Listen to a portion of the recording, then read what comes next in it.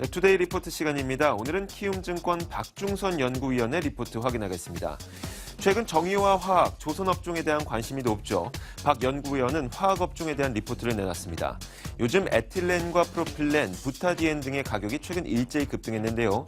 이에 따라 전 제품의 스프레드 강세가 확대되고 있다고 평가했고요.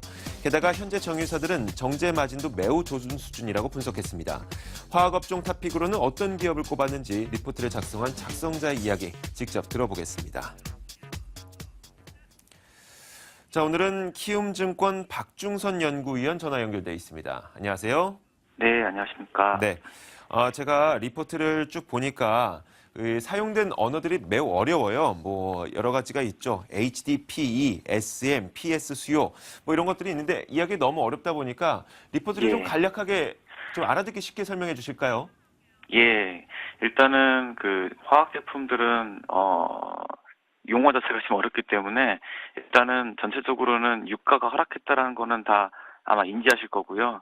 그 다음에 이제 글로벌 경기에 대해서는 약간 불투명하게 보신다라는 것을 잘 아실 겁니다. 그래서 전 세계 이제 석유화학이나 정유 쪽 관련 업체들이 투자를 좀 늦추고 있거나 취소를 많이 했습니다.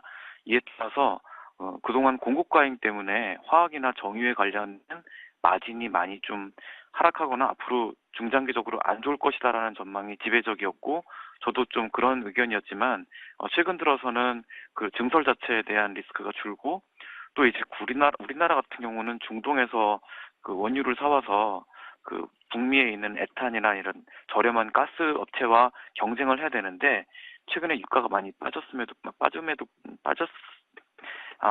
빠짐에 따라서 그런 천연가스나 이런 다른 대체제는 어떤 원재료 대비해서 그 가격 격차가 많이 줄었습니다.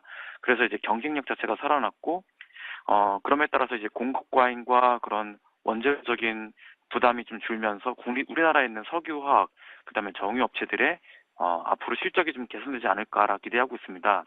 지난 4분기 때는 유가 하락에 따른 재고평가 손 때문에 적자가 많이 나거나 좀 실적이 많이 부진했지만 최근 들어서는 두바이 원유 유가가 반등세를 보여가지고 최근 유가는 거의 지난 12월 달 평균 수준으로 회귀를 했고요.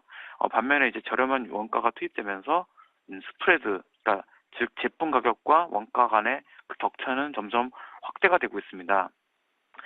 그동안 좀 부타디엔이나 스티렌 모노머 같은 제품은 좀 마진이 좀 안 좋았지만 이런 제품마저도 최근에 마진이 많이 회복되고 있고요. 이에 따라서 이런 제품을 만드는 롯데케미칼 같은 업체도 그동안 좀 다른 화학 업체 대비해서는 좀 부진하지 않나 하는 우려를 했지만 최근 들어서는 좀 회복되고 있습니다. 그리고 기본적으로 납사를 투입해서 에틸렌이라든지 프로필렌, 그다음에 HDPE 같은 주요 화학 제품을 만드는 대한유화나 LG화학 이런 업체들도 실적이 전반적으로 좋은 상황이고요. 그다음에 정유 업종 같은 경우에는 정제 마진이 최근 매우 좋습니다. 그동안 정유사들이 적자 나는 이유 중에 그 벙커 CU 가격이 너무 낮기 때문도 원인이었는데 유가가 많이 빠지면서 그 벙커 CU를 매집하려는 수요가 좀 나타나면서 그 정유사들의 마진이 좀 더 개선된 것 같고요. 또 사우디 아람코나 이런 중동 국가에서 가격이나 정책을 펼침에 따라서 그 저렴한 원재료도 약간 수익성에 도움이 됐습니다.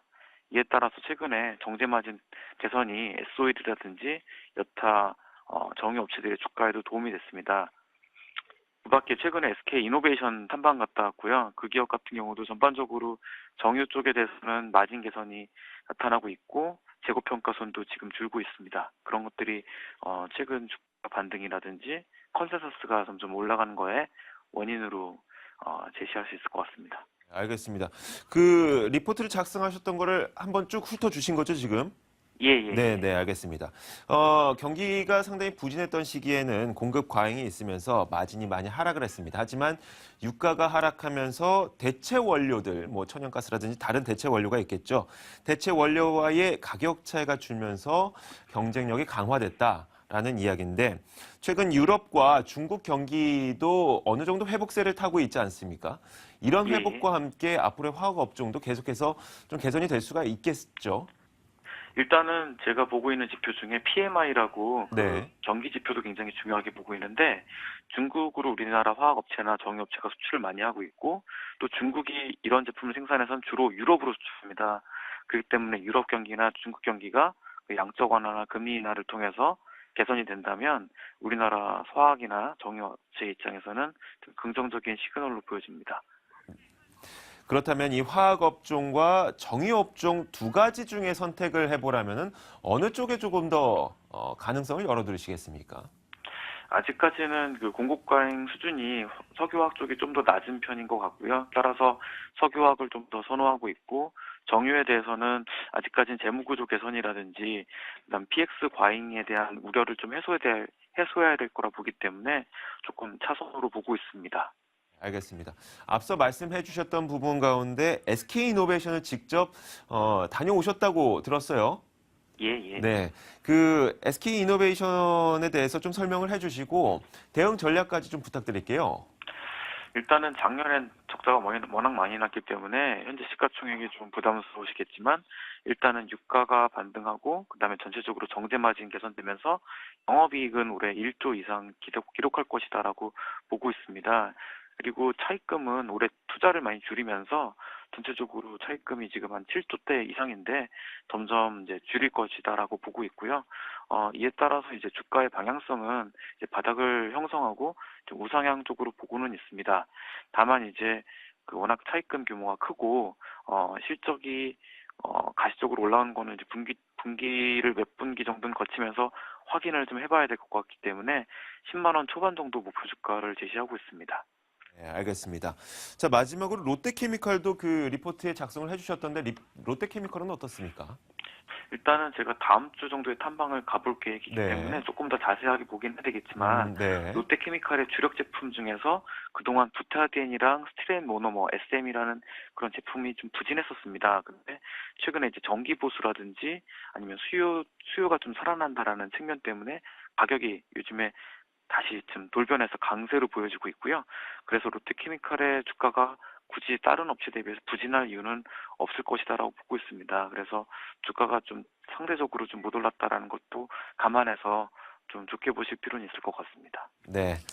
자, 그 화학업종에 대해서 투자자분들한테 이야기할 때 매우 어려우시죠? 너무 용어가 어렵다 보니까 투자자분들 이해도 못 하시고 그렇죠?